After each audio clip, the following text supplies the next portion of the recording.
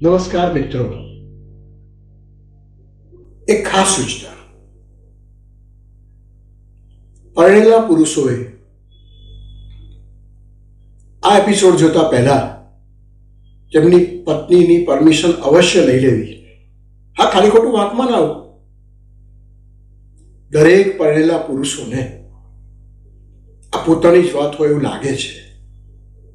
લગ્ન એ આ જીવનની સૌથી મોટી ભૂલ હોય એવું લાગે છે, અને તે માનવા માટે પણ લગ્ન તો કરવું જ પડે. અને પછીથી ખ્યાલ આવે કે હા, આ એક બહુ મોટી ભૂલ હતી. આ એકમાત્ર એવું યુદ્ધ છે કે જેમાં તમે તમારા શત્રુ સાથે સૂવો છો અને તેને કેવી રીતે મહાત કરવો એ વિચારોમાં જીવન આખું સમાપ્ત થઈ જતું હોય છે. મા બાપને એમ થાય કે છોકરો હવે નઠારો થઈ ગયો છે, ઉંમરલાયક બી થઈ ગયો છે, એટલે આપણે એને ઠેકાણે પાડી દઈએ.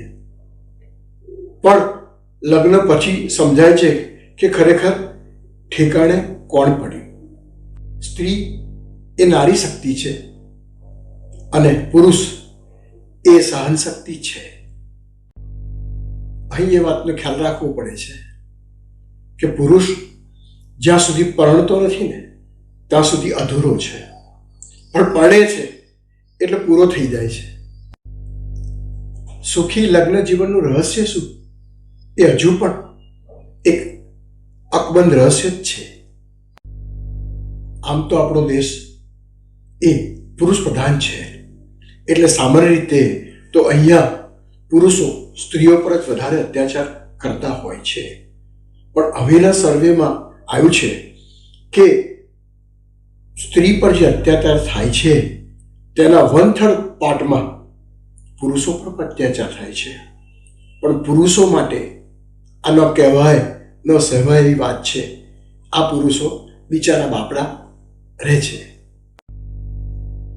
એમની આ લાચાર કથા અને વ્યથા જાહેરમાં કહી શકતા નથી. આજે આ એપિસોડમાં એવા પુરુષો કે જે લાચાર બિચારા બાપડા પાળેલા પત્ની પીડિત પતિઓની વ્યથાની વાત કરવાની છે કે જેઓ ઘરમાં કદાચ બગાસું ખાવા જ મોં ખોલતા હશે. પત્નીની ધાકમાં પતિ બચારો પસ્તી સમાન અને ધાણી સમાન થઈ ગયો છે. એવી સ્ત્રીઓ કે રડીને કકળીને પણ પોતાના પતિને પોતાના અંગૂઠા નીચે રાખવા ટેવાઈ ગઈ છે. જ્યોતિષશાસ્ત્રના આધારે સૂર્ય, મંગળ, બુધ, શનિ આ બધા આ નાટકના મુખ્ય અભિનેતાઓ છે.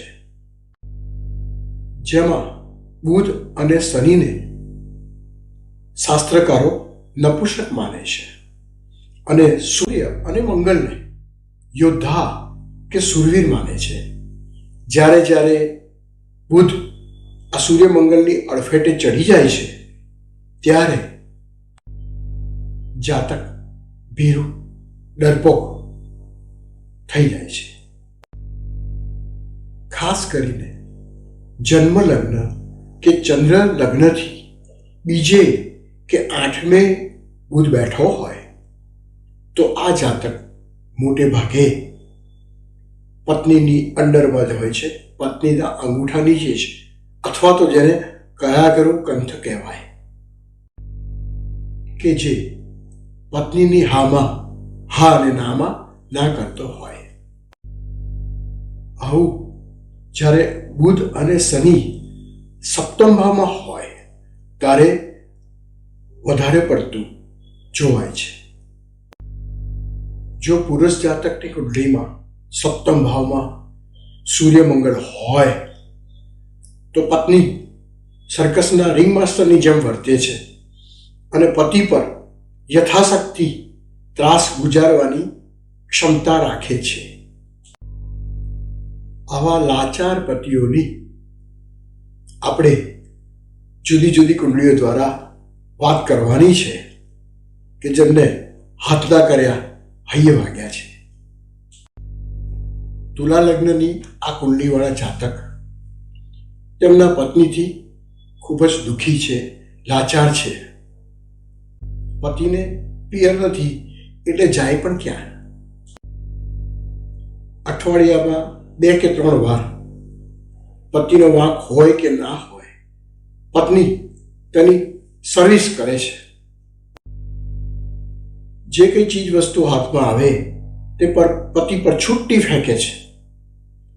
પતિ જ્યારે નોકરી જાય છે ત્યારે એને એવું લાગે છે કે હાસ આટલો સમય હું પેરોલ પર છૂટ્યો. આ કુંડલીમાં બુધ 8મે બેઠો છે. શનિ પણ નીચના ચંદ્ર સાથે બીજા ભાવમાં બેઠો છે અને બુધ ચંદ્ર શનિ સાથે અરસપરસ દ્રષ્ટિ કરે છે. વળી 7મા ભાવમાં અગ્નિ તત્વમાં કે જે મંગળનું પોતાનું ઘર છે અને સૂર્યતા ઉચ્ચનો થાય છે, આ સૂર્ય મંગળ 7મે બેઠા છે અને દેહ સ્થાનને એટલે કે લગ્ન ભાવને જુએ છે. એટલે પત્ની પતિ તરફ ગુસ્સો ઠાલવતી હશે. ટૂંકમાં 7મ ભાવમાં પત્નીના ભાવમાં અગ્નિ તત્વના બંને ગ્રહો સૂર્ય અને મંગળ ભેગા થઈ અને પહેલા ભાવમાં રહેલા પતિને ડરાવે છે. 8મે રહેલો બુધ જાતકને ડરપોક અને લાચાર બનાવે છે. કુંભ લગ્નની આ કુંડલીવાળા જાતકની પરિસ્થિતિ લગભગ તો આગળ જોયું તેવા જાતક જેવી જ છે. લગ્નેશ શનિ 12મે પડ્યો છે. આથી જાતક થોડો નિર્બળ પડ્યો છે. લગ્નમાં સૂર્ય અને પત્નીકારક શુક્ર બેઠા છે અને શુક્ર એ સૂર્યથી અસ્તનો થઈ ગયો છે અને શુક્રની સાથે રાહુ પણ છે.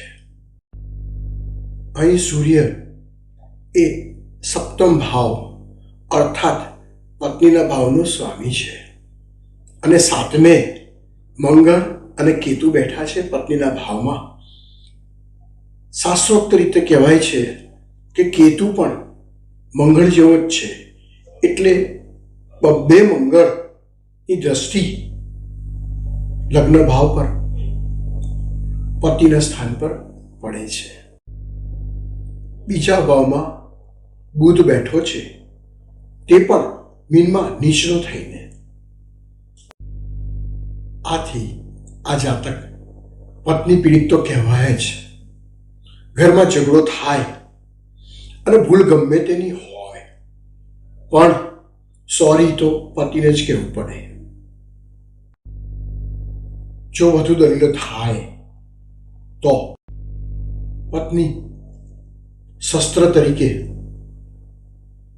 આંખમાં આંસુ લાવે અને આંસુ ના આવે તો હાથમાં જે આવે એ લઈ અને પતિ પર પ્રહાર કરે છે અને પતિને સોરી કહેવા માટે મજબૂર કરે છે.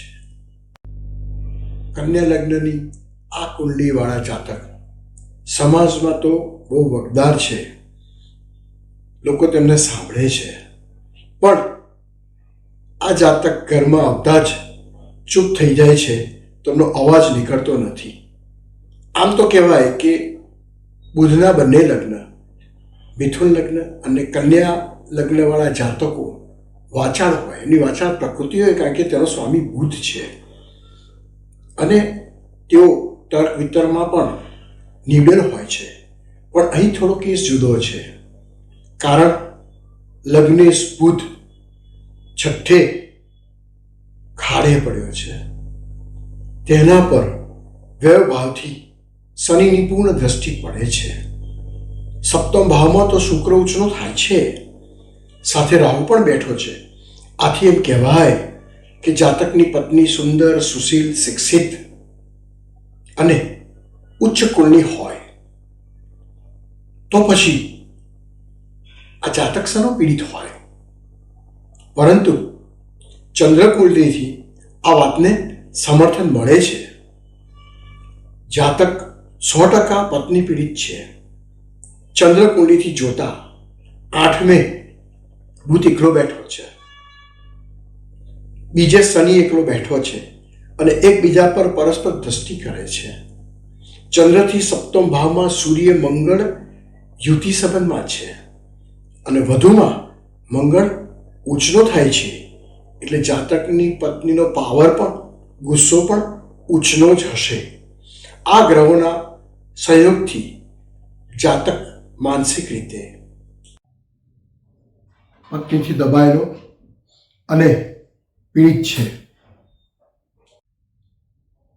માત્ર પત્નીથી દબાયેલા અને લાચાર પરિસ્થિતિમાં મુકાયેલા પતિઓની જ આ વાત છે, પણ દરેક કિસ્સામાં આવું નથી હોતું.